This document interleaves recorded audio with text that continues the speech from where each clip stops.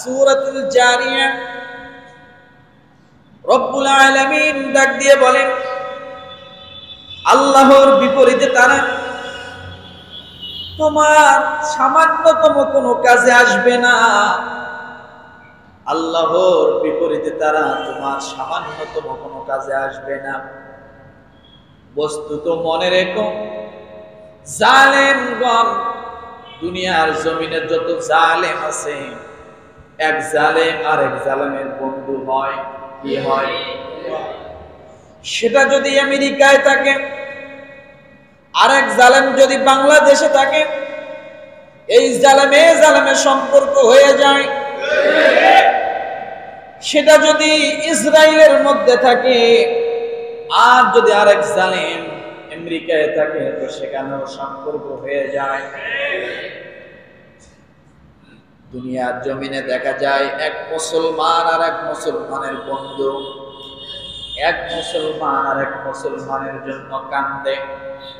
ফিলিস্তিনে মুসলমানকে হত্যা করে, বাংলার জমিনে রাস্তাঘাটে পথে পথে মিছিল হয়, মুসলমানরা দেখে দেখে চোখের পানি ফেলায়। কথা দেখি না?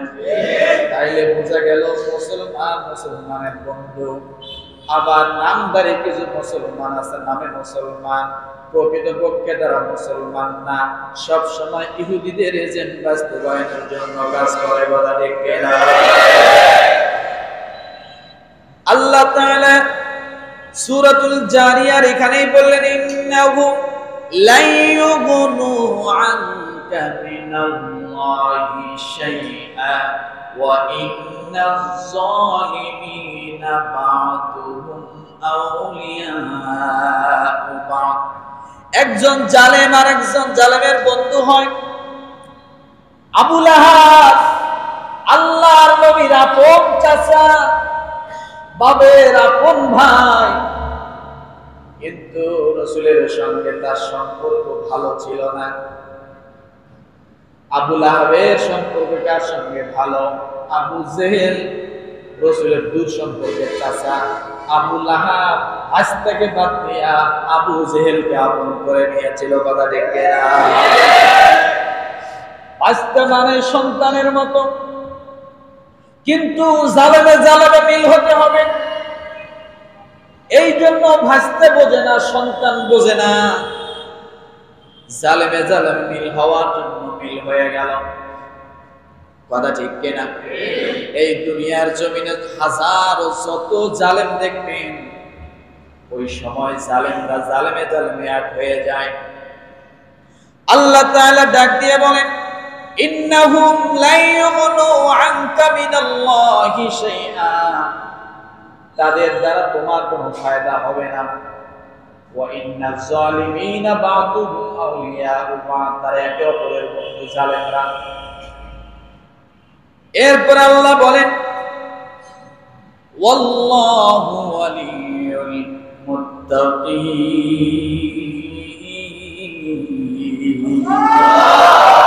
রব্বুল আলামিন ডাক দিয়ে বলেন, জালেমে জালেমে যেমন বন্ধু, রাসূল আপনি আপনার সাহাবায়ে কেরামকে জানায়া দেন, আপনার উম্মতদেরকে জানায়া দেন, আমার মুত্তাকি বান্দারা সংকীর্ণতায় ভুগতে পারে, মনে কষ্ট নিয়ে চলতে পারে, জালেমে জালেমে বন্ধু, জালেমদের শক্তি বড় মনে হয়। ও দুনিয়ার মানুষ, আল্লাহ ডাক দিয়ে বলেন, নবীজি আপনি জানায়া দেন, মুত্তাকিদের যদিও ডানে বামে কেউ নাই, মুত্তাকিদের পক্ষে কথা বলার মতো কেউ নাই, কিন্তু আমি আল্লাহ প্রত্যেকটা মুত্তাকির জন্য স্বয়ং আমি আল্লাহ বন্ধু হয়ে যাব। আল্লাহু ওয়ালিয়ুল মুত্তাকিন। আল্লাহ বলে আমি বন্ধু। কে বন্ধু? কথা বলে আল্লাহ। আল্লাহ নিজে বলতেছে আমি বন্ধু। জালেমরা জালেমরা একটা আলাদা গোষ্ঠী হবে, মুত্তাকিরা হয়তো সংকীর্ণতায় ভুগবে, কিন্তু সংকীর্ণতায় ভোগার কোনো কারণ নাই, আমি আল্লাহ তাদের বন্ধু হয়ে যাব। তার বাস্তব যদি আপনারা প্রমাণ নেন, কেউ মন খারাপ করবেন না। বাস্তবতা বলে যায়, আজ থেকে 1 বছর আগে 2 বছর আগে আমাদের বাংলাদেশের জমিনে দেখা গিয়েছে আলেমদের উপর কত স্ট্রিম রোলার চলছে।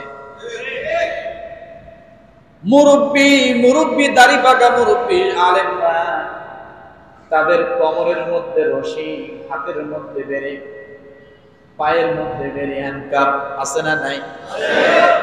পুলিশরা তাদেরকে কোলের মধ্যে নিয়ে যায়, একদিকে এক পুলিশ আর একদিকে এক পুলিশ রশি টেনে ধরে। কিন্তু গত 2-1 দিন খবর শুনলাম, সেই সময়ের একজন প্রভাবশালী মন্ত্রী কোর্টের মধ্যে দাঁড়িয়ে বলছে, আমাকে যেন হাত করা পরানো না হয়, আমি মন্ত্রী ছিলাম, আমাকে হাত করা পরায়েন না। ও মুসলমান, মন্ত্রীর মন্ত্রিত্ব বেশি দিন থেকে না সাবেক হয়ে যায়, কথা ঠিক কিনা? কিন্তু একজন আল্লাহর বন্ধু আলেম কোনদিন সাবেক হয় না। যেদিন আলেম হয়েছে সেদিন থেকে মৃত্যু পর্যন্ত আল্লাহর বান্দা আলেমই থাকে। ও মন্ত্রী, তুমি একবার তাকে চিন্তা করো, তোমার ওই আমলে মানুষদেরকে কেমন করে নির্যাতন করা হয়েছিল, হাত করা কেমন করে করা হয়েছিল, কোমরের মধ্যে কেন রশি পরানো হয়েছিল। তাদেরও তো সম্মান ছিল, ইজ্জত ছিল, কথা ঠিক কিনা? তারা জীবনে খুন করে না, গাড়িতে আগুন দেয় না, কিন্তু তাদেরকে গাড়ি পোড়ানো মামলা দিয়ে তাদেরকে আটকায় দেওয়া হয়েছিল। একজন ইমাম সাহেব, একজন আলেম, একজন বড় আল্লাহওয়ালা কোনদিন গাড়িতে আগুন দিবে তো পাতলা কাজ করে না। কিন্তু আপনার ইতিহাস তাকায় দেখবেন, আল্লামা দেলোয়ার হোসেন সাঈদীকে যে মামলায় সর্বপ্রথম ধরেছিল, মামলাটাই ছিল গাড়ি পোড়ানোর মামলা।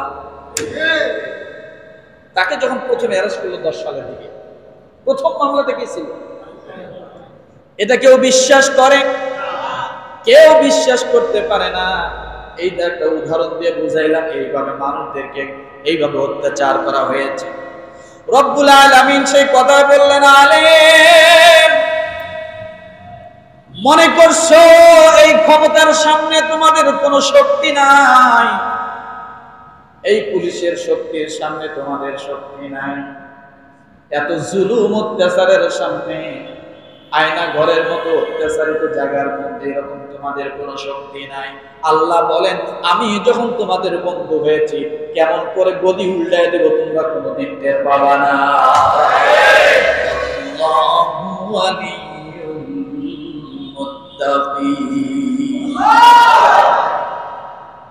মনে কষ্ট পাচ্ছেন? একটা উদাহরণ বাস্তবতা দিয়ে বুঝালেন আল্লাহ কেমনে বন্ধু হয়। দেখেন, আলেমদের চোখের পানি ছিল কি ছিল না? জেলখানায় তাহাজ্জুদের পানি, কোরআন তেলাওয়াতের পানি, কত কষ্ট, কত কিছু। আল্লাহ বলেন, এইভাবে তোমরা আজকে যেটা দেখতেছো, এইটার অনুভব করে তোমরা ফেরাউনের কথা একবার চিন্তা করো, নমরুদের কথা চিন্তা করো। তাদের সময় এরকম ছিল, তারা কল্পনাও করতে পারে নাই যে আজকে সুবানি খাইতে হবে, আজকে আমাকে দুনিয়ার থেকে চলে যেতে হবে, জিবরাইল কাদা মুখের মধ্যে ঢুকায় দেবে না। ফেরাউন কোনদিন কল্পনাও করতে পারে না। পারছিল? এই জন্য রব্বুল আলামিন বলেন, আল্লাহু ওয়ালিয়ুল মুত্তাকিন।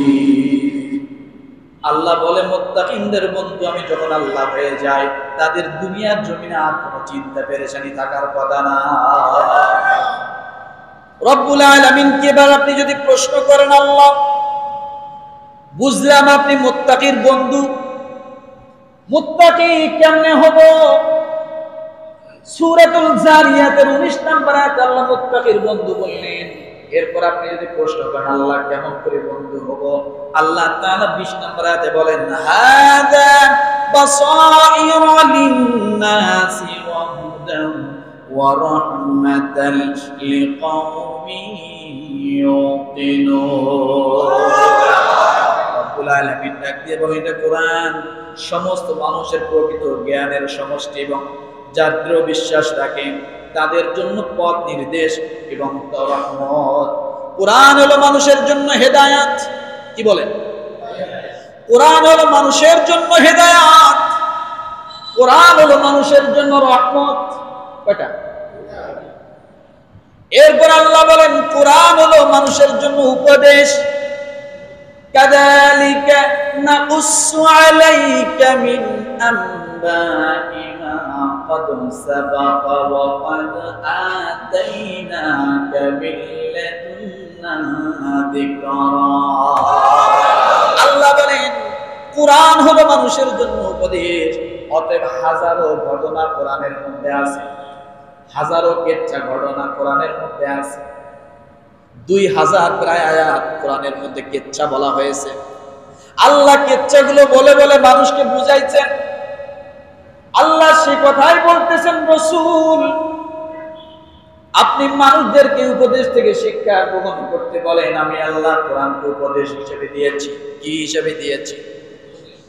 আল্লাহ বলেন আমি কোরআনকে উপদেশ হিসেবে দিয়েছি। সূরা তাহা 99 নম্বর আয়াত। কত? আল্লাহ বলেন এই কোরআনকে আমি উপদেশ হিসেবে দিয়েছি। মুত্তাকি যদি কোরআন খুলে খুলে উপদেশগুলো গ্রহণ করে, আল্লাহ বলেন অবশ্যই তা মুত্তাকির গুণ হবে। বলেন সুবহানাল্লাহ। 26 নম্বরে মুত্তাকির গুণ হলো কোরআন শরীফ খুলবে, কোরআন পড়বে এবং এখানে যে উপদেশগুলো আল্লাহ দিয়েছেন এই উপদেশগুলো কি করবে? মুত্তাকি কি করবে? গ্রহণ করবে। এখন কথা বলবেন হুজুর এটা পড়ার সময় কই, এটা বোঝার সময় কই, উপদেশ গ্রহণের সময় কই? এই জন্য শুক্রবার করে জুমার দিন নামাজের জন্য আপনারা একটু আগে আগে আসেন। আর কোরআন থেকে যে কথাগুলো বলা হয়, কোরআন থেকে যে কথাগুলো শোনেন, এগুলো উপদেশ হিসেবে অনেকের জীবনে ফিট করি না। বোঝেন নাই কথাটা? এইভাবে শোনার মাধ্যমেও যদি আপনি কোরআনের উপদেশগুলো গ্রহণ করেন, আল্লাহ বলেন এটা হবে মুত্তাকির গুণ। মুত্তাকি ছাড়া কোরআনের উপদেশ কোনোভাবে সে গ্রহণ করতে পারে না। পারে? পারে না। তাহলে কোরআন আমাদের জন্য কি? উপদেশ। আর এই উপদেশগুলো প্রতি জুমায় বাংলাদেশের সব মসজিদে দেওয়া হচ্ছে, তাই না? আমার ভাইয়া 27 নম্বর আয়াত, 27 নম্বর গুণটা হলো যাদের হৃদয় কি পরিশুদ্ধ। যাদের হৃদয় কি? যাদের হৃদয় পরিশুদ্ধ তারা মুত্তাকি। রব্বুল আলামিন এই কথা বলার আগে বলেছেন ইয়াউমা লা ইয়ানফাউ মালুন ওয়ালা বানুন ইল্লা মান আতাল্লাহা বিকলবিন সালিম। ইয়াউমা লা ইয়ানফাউ মালুন ওয়ালা বানুন, সন্তান সন্ততি তোমার কোনো কাজে আসবে না, তোমার সম্পদ তোমার কোনো কাজে আসবে না। গভীর খেয়াল করে দেখেন কত বড় বড় ক্ষমতাধর সন্তান আছে, কিন্তু মা বাবার কোনো কাজে আসে না। আছে না নাই? মা বাবার কোনো কাজে আসে না। মরা লাগবে না। আপনি দুনিয়ার জমিনে দেখেন, ভালো করে তাকায়া দেখেন, ভারতের জমিনে শেখ হাসিনা কিন্তু তার সন্তানের সাথে দেখা নাই।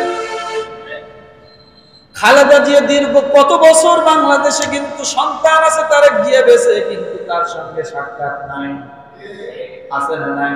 সন্তান থাকলে উপকার হবে না। আল্লাহ বলেন ওই সন্তান দিয়ে তোমার কোনো ফায়দা হবে না। শুধু তাই নয়, আল্লাহ বলেন ইয়াউমা লা তামলিকু নাফসুন লিনাফসিন শাইআ ওয়াল আমরু ইয়াউমা ইদিন লিল্লাহ। রব্বুল আলামিন বলেন এটা দুনিয়ার জমিনে শুধু নয়, ওই কিয়ামতের ময়দানে কেউ কার উপকার করতে পারবে না। যার কাছে উপকার চাইতে যাবে সঙ্গে সঙ্গে আল্লাহ বলেন ইয়াউমা ইয়াফিরুল মারউ মিন আখিহি ওয়া উম্মিহি ওয়া আবিহি ওয়া সাহিবাতিহি ওয়া বানিহি লিকুল্লি ইমরিইন মিনহুম ইয়াউমাইযিন শাআনু ইউগনি।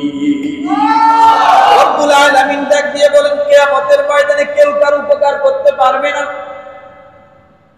ইয়াউমা ইয়াফিরুল মারউ মিন আখি, ভাই ভাইয়ের উপকার করবে না। ওয়া উম্মিহি ওয়া আবি, মা এবং বাপ তার কোনো উপকার করতে পারবে না। যার কাছে যাবে তারা অস্বীকার করবে, আমার কোনো সন্তান ছিল না। ভাইয়ের কাছে যাবে, ভাই বলবে আমার কোনো ভাই ছিল না। কারণ সেদিন সকলেই নাফসি নাফসি করবে, পরিচয় দিতে চাবে না। কারণ পরিচয় দিলে বিপদ হয়ে যাবে, না জানে আমার কাছে কি চায়। আছে না নাই?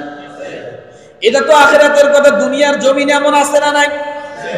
একই এলাকার মানুষ, গ্রামের মানুষ শুনেছে অন্যের কাছে ওই লোকটা আপনার গ্রামের, আর পরিচয় দেয় না। আছে না? কারণ পরিচয় দিলে যদি আবার বাড়িতে নিতে হয়, ঘরে নিতে হয়, তাহলে তো আমার বিপদ আপদে পড়লে আবার আমার নাম বলে ফাঁকি দিয়ে অন্য জায়গায় দোকান ফাঁকি খাওয়া যায়। আছে না নাই? এই জন্য পরিচয় দেয় না। কি জানে কি পরিচয় দিলে কি না কি দেওয়া লাগবে। আল্লাহ বলেন কিয়ামতের ময়দান তো এমন হবে, সওয়াব দিতে হবে, উপকার করতে হবে, জন্য মা তার সন্তানের পরিচয় দিবে না। ও মুসলমান, ওই দিন আল্লাহ বলেন ইল্লা মান আতাল্লাহ বিকলবিন সালিম, যার একটা স্বচ্ছ হৃদয় আছে, যে হৃদয়ে হিংসা থাকবে না, গীবত থাকবে না, চগলখুরি থাকবে না, পরনিন্দা থাকবে না, অপরের ক্ষতি করার নিয়ত থাকবে না, মানুষের সঙ্গে হাসি মুখে কথা বলে, কঠিন করে কোনো কাজ করে না, কঠিন করে কোনো কথা বলে না, সহজ সরল ভাষায় কথা বলে, ভুল হলে মানুষের কাছে মাফ চায়। আল্লাহ বলেন ওই মানুষগুলো কলবিন সালিমের অন্তর্ভুক্ত। অর্থাৎ যে মানুষগুলো মানুষের কাছে ক্ষমা চাওয়ার জন্য নিজেকে কখনো ছোট মনে করে না, ভুল হলে ক্ষমা চায়। আল্লাহ বলেন ওই লোকটা হৃদয়ের মধ্যে একবারে স্বচ্ছতা, কথা ঠিক কিনা? ইল্লা মান আতাল্লাহ বিকলবিন সালিম, সেদিন কলবে সালিমের মাধ্যমে আল্লাহ আমাদেরকে নাজাত দিবেন। এই জন্য আল্লাহ বলেন যে এটা হলো মুত্তাকির গুণ। এই আয়াতের পরে সূরাতুশ শুআরা আয়াত নাম্বার 89, 90, 91, এই আয়াতের পরে আল্লাহ বলেন ওয়া উযলিফাতিল জান্নাতু লিল মুত্তাকিন, যার হৃদয়টা স্বচ্ছ থাকবে তার জন্য জান্নাত আমি আল্লাহ রেখে দিয়েছি। মুত্তাকি সেই বান্দা। ওয়া উযলিফাতিল জান্নাতু লিল মুত্তাকিন, সেই হবে মুত্তাকি। সুবহানাল্লাহ। তাহলে বোঝা গেল যার হৃদয় স্বচ্ছ ওই লোকটা আল্লাহর আদালতে, আল্লাহর বিচারে কি? আল্লাহর বিচারে কি? মুত্তাকি। ওয়া উযলিফাতিল জান্নাতু লিল মুত্তাকিন। একজন মুত্তাকির 28 নম্বর গুণ হলো যে কোনো পরিস্থিতিতে জিহাদের জন্য যদি প্রস্তুতি নেওয়া লাগে কখনো পিছপা হবে না। আসলে বাস্তবতা আছে না নাই? রাসূলের নামে যখন ব্যঙ্গাত্মক করা হয়, রাসূলকে যখন অবমাননা করা হয়, তখন দেখা যায় বাংলাদেশের জমিনে হাজারো কত মুসলমান যুবক রাস্তায় নেমে পড়ে মিছিলের জন্য, এটার জন্য প্রতিহত করার জন্য। এমন করতে যাতে দেখছি কত জনের জীবন চলে গেছে, পুলিশ গুলি করে পাখির মতো মারছে। কথা বলেন, ওই ব্যক্তি যদি মুত্তাকি না হতো কোনদিন আল্লাহর রাসূলের জন্য নামতে পারত না। আল্লাহ বলেন যখন যে কোনো পরিস্থিতি আসে, ইসলামের প্রতি আঘাত আসে, তখন কাউকে ছাড় দেয় না, সঙ্গে সঙ্গে জিহাদের ময়দানের জন্য প্রস্তুতি নেয়, প্রতিহত করার জন্য প্রস্তুতি নিয়ে নেয়। 29 নম্বরে বলা হয়েছে মুত্তাকির 29 নাম্বার গুণটা হলো তারা কাফের মুশরিকদের বিষয় কঠোর। কি বলে? কাফের মুশরিকদের বিষয় কঠোর। তারা যদি আল্লাহকে অবমাননা করে, রাসূলকে অবমাননা করে, ইসলাম আলেম ওলামা কোরআন কিতাবকে হাদিসকে যদি অবমাননা করে, তাহলে মুমিনের দায়িত্ব হলো, মুত্তাকির দায়িত্ব হলো কঠোর হওয়া। কি হওয়া বলেন? কঠোর হওয়া। সূরা তাওবা আয়াত নাম্বার 123 আল্লাহ ডাক দিয়ে বলেছেন, তোমরা যখন ইসলামের ভুলণ্ঠিত কোনো কিছু হয়, ইসলামের ক্ষতি হয়, তখন তোমরা কাফের মুশরিকদেরকে ছাড় দিও না, কঠোর হয়ে যাও, প্রাচীর হয়ে দাঁড়াও, যাতে তোমাদের হুঙ্কারে তারা নম্র হয়ে যায়। কিন্তু আমরা করি কি? কাফেরের সঙ্গে হাত মিলে মিলাই কি মিলাই না? আমরা এটাও দেখেছি কাফেরদের সঙ্গে বলতে যায় কালিমা আমাদের জন্য নাকি কল্যাণ নিয়ে আসে, সে কথাও বলেছিলাম। শুধু তাই নয়, পূজার মণ্ডপের মধ্যে যায় আমরা সিঁদুর তিলক মারাইছিলাম, কথা ঠিক না? এটা নাকি মুসলমান, এটা কোনদিন মুসলমান হতে পারে না। জাগো জাগো মুসলিম সেনা, ভাঙবে কবে তরুণী, জাগরত হয়ে দেখাও তুমি মরদে মুজাহিদ। ওরে মুসলিম তুমি ঘুমিয়ে পড়েছ, শয়তান ঢুকেছে মনে, ঈমান তোমার লুটে নিয়ে গেছে, দেখনি খেয়াল করে। কালকে বলিয়ে ঠিক বেড়ায় না মুখ দিয়ে, একেবারে পানি খায় না। রাগ করলেন নাকি? কালকে রাত্রে খানিক চিল্লাই আসছে আশুলিয়া, তারপরও চিল্লাইতেছে, আর আপনাদের গলায় ওঠে। ও মুসলমান, তাহলে মুত্তাকির 29 নাম্বার গুণ হলো সব সময় কাফের মুশরিকদের বিষয় কি থাকবে? ইসলামের খাতিরে তাদের সঙ্গে কোনো আপোষ চলবে না। কি চলবে না? ইসলামের খাতিরে তাদের সঙ্গে কোনো আপোষ চলবে না। 30 নাম্বার, যারা স্ত্রী সন্তানের জন্য দোয়া করে, কি করে বলেন? যারা স্ত্রী সন্তানের জন্য দোয়া করে তারা মুত্তাকি। তারা কি? যারা স্ত্রী সন্তানের জন্য দোয়া করে তারা মুত্তাকি। কে বলেছে কথা? আর আমরা স্ত্রী সন্তানের জন্য বদদোয়া করি, আছে না নাই? জোরে বলেন। সব সহ্য হয়, স্ত্রী সন্তান সহ্য হয় না, আছে না নাই? জোরে বলেন। আল্লাহ বলেন ওয়াল্লাযীনা ইয়াকুলুনা রাব্বানা হাব লানা মিন আজওয়াজিনা ওয়া যুররিয়াতিনা কুররাতা আ'য়ুনিন ওয়াজ'আলনা লিল মুত্তাকিনা ইমামা। জোরে বলেন। সূরাতুল ফুরকান আয়াত নাম্বার 74 কত? জোরে, আরো জোরে। সূরা ফুরকান আয়াত নাম্বার 74 আল্লাহ বলেন আল্লাযীনা ইয়াকুলুনা রাব্বানা হাব লানা মিন আজওয়াজিনা।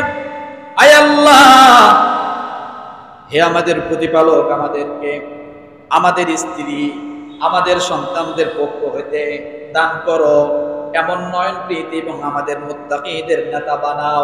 আয় আল্লাহ, আমার স্ত্রী আমার জন্য শান্তিদায়ক বানাও, আমার সন্তান আমার জন্য শান্তিদায়ক বানাও, আমাকে আমার স্ত্রীর জন্য শান্তিদায়ক বানাও, আমাকে আমার সন্তানের জন্য শান্তিদায়ক বানাও।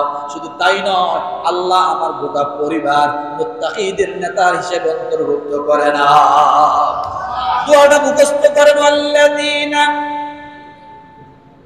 রব্বানা হাব লানা মিন আজওয়াজিনা ওয়া যুররিয়াতিনা কুররাতা আ'য়ুনিন ওয়াজ'আলনা লিল মুত্তাকিনা ইমামা। সূরাতুল ফুরকান আয়াত নাম্বার 74। আমরা দোয়া তো সন্তানের জন্য করি না, স্ত্রীর জন্য করি না, কিন্তু আমরা কিছুদিন পরে যখন সন্তান বিপদে চলে যায় হুজুরের কাছে আসি, হুজুর একটা তাবিজ দেন, সন্তান কথা শোনে না, আছে না নাই?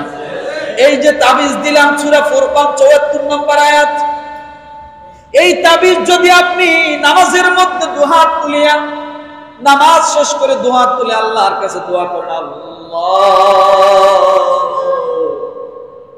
আমি পিতা হইয়া সন্তানের জন্য দোয়া করি, সন্তানটা আমার বিপদে চলে যাচ্ছে, আয় আল্লাহ আমার সন্তানটাকে তুমি ভালো পথে নিয়ে আসো, আমার সন্তানটাকে আমার ভাগ্যগত করে দাও। আল্লাহ, একদিন, 2 দিন, 3 দিন, 4 দিন, 5 দিন আপনি যখন চোখের পানি ফেলাবেন, আপনার চোখের পানি সন্তানের জন্য হবে তাবিজ, আপনার দোয়া সন্তানের জন্য হবে তাবিজ, আপনার মুখের কথাগুলো সব হবে সন্তানের জন্য তাবিজ। কথা ঠিক কিনা? তাহলে মুত্তাকির গুণ হলো সন্তানের জন্য দোয়া করা, স্ত্রীর জন্য দোয়া করা, স্ত্রী স্বামীর জন্য দোয়া করা, সন্তান পিতার জন্য দোয়া করা। এরপরে পিতা যখন দুনিয়াতে থাকবে না, আল্লাহ ডাক দিয়ে বলেন, রে সন্তানেরা, তোমার পিতা দুনিয়ার মধ্যে নাই, কিন্তু আমি আল্লাহ দোয়া তোমাদের জন্য বন্ধ করি নাই। রব্বির হামহুমা কামা রব্বায়ানি সগীরা, রব্বির হামহুমা কামা রব্বায়ানি সগীরা। আল্লাহ বলে, বান্দারে, দুনিয়ার জমিনে বাবা বেঁচে থাকার জন্য দোয়া, রব্বানা ওয়াজআলনা মুসলিমাইন লাকা ওয়া মিন যুররিয়াতিনা উম্মাতান মুসলিমাতান লাক। নবী ইব্রাহিম দোয়া শিখিয়ে দিয়েছেন, ওয়া আরিনা মানাসিকানা ওয়া তুব আলাইনা ইন্নাকা আনতাত তাওয়াবুর রহিম। আবার সন্তানকে আল্লাহ দোয়া শিখিয়ে দিতেছেন। পিতা সন্তানের জন্য দোয়া করে, সন্তান পিতার জন্য দোয়া করে। আল্লাহ ডাক দিয়ে বলে, বাবা নাই তাই কি হয়েছে, কিন্তু আমি আল্লাহ দোয়া বন্ধ করি নাই, দোয়া তোমার জন্য জারি করে দিয়েছি। আছে না নাই? তাহলে স্ত্রী সন্তানের জন্য দোয়া করা 30 নাম্বার গেল মুত্তাকির গুণ। 31, নিজেরা মুত্তাকি হওয়ার জন্য দোয়া করবে, আল্লাহর কাছে চায় নিতে হবে। সব সময় আল্লাহর কাছে চাইতে হবে, আল্লাহ আমাকে মুত্তাকি বানাও। কি বানাও? আমাকে মুত্তাকি বানাও, আমাকে সালেহ বানাও, আমাকে আমলদারি বানাও, আমাকে ইবাদত গুজার বানাও। আপনার দোয়া আপনার জন্য কাজে লাগবে। কথা ঠিক কিনা? 32 নাম্বার কথা হলো, অহংকার করা যাবে না। মুত্তাকি যে হবে কোনোদিন সে অহংকারী হতে পারে না। মুত্তাকি যে হবে, ঘুমাচ্ছেন মনে হয়? 32 নাম্বার গুণ, মুত্তাকি যে হবে তার কি থাকবে না? অহংকার থাকবে না। আর অহংকার যারাই করে তারাই কিন্তু জমিনে ফাসাদ সৃষ্টি করে। এই দুনিয়ার জমিনে সব ফাসাদকারীকে আল্লাহ অহংকারী বলেছে। যেটা আমরা গত 3 মাস আগেও দেখলাম। এই মহিলার কত অহংকার ছিল, ছিল না? কত অহংকার ছিল। 15 বছর অহংকার করতে করতে সে এক পর্যায়ে দেখেন নিজেকে নিজে ধ্বংসের দিকে ঠেলে নিয়ে গেছে। কি অহংকার! আমি অমুকের মেয়ে, আমি এই, আমি সেই। ছিল না? অহংকার কম ছিল। আল্লাহ চোখে আঙ্গুল দিয়ে আপনাদের জন্য দেখাইলেন, দেখো আমি যে নমরুদের কথা কোরআনে বলেছি, ফেরাউনের কথা, কিছুটা হলেও তোমরা অনুভব করো। অনুভব করো, তারাও অহংকারী ছিল। এই অহংকার উত্তরসূরিদের অবস্থা কি হয় একটু অনুভব করো। কে বলছে এই কথা? আল্লাহ বলতেছেন, এজন্য উপদেশ কোরআন। আমার ভাইরা, তাহলে বুঝলাম মুত্তাকির 32 নম্বর গুণটা হবে, সে কখনো অহংকারের মাধ্যমে জমিনে ফাসাদ সৃষ্টি করবে না, ঝামেলা জড়াবে না। যেখানে ঝামেলা দেখবে নিজেকে আড়াল করবে। কথা বোঝেন নাই মনে হয়? নিজেকে আড়াল করবে, ফাসাদ সৃষ্টি করবে না। এরপরে 33 নাম্বার, 33 নাম্বার হলো ফাসাদ সৃষ্টি করবে না। 32 নাম্বারটা ছিল অহংকার করবে না। 34 নাম্বার, আল্লাহ যে নিদর্শনগুলির উপর ঈমান রাখে, আল্লাহ তাআলা যত নিদর্শন দিয়েছে সব নিদর্শনগুলোর উপরে মুত্তাকি কি করবে? ঈমান রাখবে। কি রাখবে বলেন? মুত্তাকি ঈমান রাখবে সব নিদর্শনগুলিতে। আসমানের দিকে তাকাবে, আসমান আল্লাহ সৃষ্টি করেছেন বিনা খুঁটিতে। জমিনের দিকে তাকাবে, জমিন সৃষ্টি করেছেন আল্লাহ মানুষের উপকারের জন্য। এগুলা নিদর্শন দেখবে, আর বান্দা আল্লাহ প্রতি ঈমান আনবে, আল্লাহ শুকরিয়া আদায় করবে। লা ইন শাকারতুম লা আযীদান্নাকুম ওয়া লা ইন কাফারতুম ইন্না আযাবি লাশাদীদ। আল্লাহ বলে, বান্দা তুমি যদি শুকরিয়া আদায় করো, আমি আল্লাহ তোমার জন্য নিয়ামত বাড়ায় দিব। আর তুমি যদি কুফরি করো, অস্বীকার করো, আমি আল্লাহর নিয়ামত অস্বীকার করো, আসমান আমি সৃষ্টি করেছি অস্বীকার করো, ডাব গাছে পানি দেয় আমি আল্লাহ অস্বীকার করো, গরুর বাড়ের মতো দুধ দেয় আমি আল্লাহ অস্বীকার করো, তাহলে আল্লাহ বলেন ইন্না আযাবি লাশাদীদ, অবশ্যই তোমার জন্য শক্ত আযাবের ব্যবস্থা। নাউজুবিল্লাহ বাড়িতে যায় কই কষ্ট হচ্ছে নাকি? ও মুসলমান, এই জন্য আল্লাহ পাকের সমস্ত নিদর্শনের প্রতি ঈমান আনতে হবে। শুধু ইলিশ মাছ খাবেন আর ঢেকুর দিয়ে শেষ করে দিবেন তাই নয়। ইলিশ মাছটা যখন খাবেন, স্বাদটা যখন অনুভব করবেন, আলহামদুলিল্লাহি রাব্বিল আলামিন, যেদিন থেকে ইলিশ মাছের প্রতি শুকরিয়া আদায়, খাওয়ার পরে আল্লাহর শুকরিয়া আদায় বন্ধ হয়েছে, ওদিন থেকে ইলিশ মাছের দাম বাড়তেই আছে। বুঝেন নাই কথাটা? ইলিশ মাছ খাওয়ার পরে যেদিন থেকে শুকরিয়া আদায়, কথা বলে না, বন্ধ হয়েছে, সেদিন থেকে দাম বাড়া শুরু হয়েছে। আগের মানুষগুলো ইলিশ মাছ খাইতো, যেদিন থেকে শুকরিয়া বন্ধ হয়েছে সেদিন থেকে ইলিশের বন্ধ শেষ হয়েছে। আগে এক বাড়িতে ইলিশ রান্না করলে 5 বাড়ির খবর পাতো, এই বাড়িতে ইলিশ রান্না হয়, যার খাইতে মন চায় কিনতে পারতো না, তারাও যাই বাড়ির আশপাশ ঘোরাঘুরি করতো, অন্তত মুখ দিয়ে খাইতে না পারলো নাক দিয়ে নিয়ে মনটা ভরায় যায়। কিন্তু এখন 5 কেজি ইলিশ মাছ যদি রান্না করেন, এক পিসের যে ঘেরান ছিল সেটাও না। কথা বুঝেন নাই?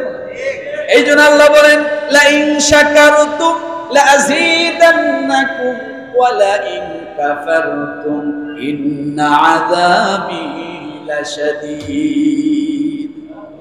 সূরা যুখরুফ আয়াত নম্বর 69। আল্লাহ তাআলা এই আয়াতের আলোকে আরেকটি বলেন, 35 নম্বর মুত্তাকির গুণ, যারা আত্মসমর্পণকারী অনুগত বান্দা, আল্লাযীনা আমানু বিআয়াতিনা ওয়া কানু মুসলিমিন। সূরা যুখরুফের 69 নম্বর আয়াত আল্লাহ বলেন, ইয়া ইবাদি লা খাউফুন আলাইকুমুল ইয়াওমা ওয়া লা আনতুম তাহজানুন। আল্লাহ বলে, বান্দারে, ও আমার বান্দারা, তোমাদের কোনো ভয় নাই, তোমাদের কোনো চিন্তা নাই। আপনি যদি প্রশ্ন করেন, আল্লাহ কার চিন্তা নাই, কার ভয় নাই? আল্লাহ বলেন, আল্লাযীনা আমানু বিআয়াতিনা ওয়া কানু মুসলিমিন, যারা ঈমান আনবে, আমার নিদর্শনগুলির প্রতি যারা ঈমান আনবে এবং যারা মুসলমানিত্বর কাজ করবে। মুসলমানের কাজ হলো নামাজ পড়া, মুসলমানের কাজ হলো হজ করা, মুসলমানের কাজ হলো যাকাত দেওয়া, মুসলমানের কাজ হলো একজন আরেকজনকে সালাম দিবে, মুসলমানের কাজ হলো একজনের দুঃখের পাশে আরেকজন দাঁড়াবে, মুসলমানের কাজ হলো মানুষের সবসময় ভালো চাবে, মুসলমানের কাজ হলো লেনদেন ঠিক রাখা, মুসলমানের কাজ হলো মানুষের উপকার করা। আছে না নাই? এই কাজগুলো যারা করবে, আল্লাহ বলেন ওই মানুষগুলোই হবে মুত্তাকি। এরপর আল্লাহ বলেন, উদখুলুল জান্নাতা আনতুম ওয়া আসওয়াজুকুম তুহবারুন। আল্লাহ বলেন, এই দুই কাজ যারা করবে, মুসলমানিত্ব বজায় রাখবে, আল্লাহ বলেন, উদখুলুল জান্নাতা আনতুম ওয়া আসওয়াজুকুম, ও বান্দা, আমি আল্লাহ তোমাকে জান্নাত দিব। আপনি যদি প্রশ্ন করেন, আল্লাহ আমাকে কি একাই জান্নাত দিবেন? আমার ঘরে যাবার স্ত্রী 60 বছর সংসার করে, 50 বছর সংসার করে, তাকে ফেলাই আমি কেমনে জান্নাত যাই? আল্লাহ বলেন, ওয়া আনতুম আজওয়াজুকুম তুহবারুন।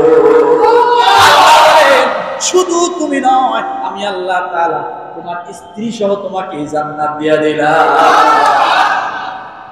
আছে না নাই?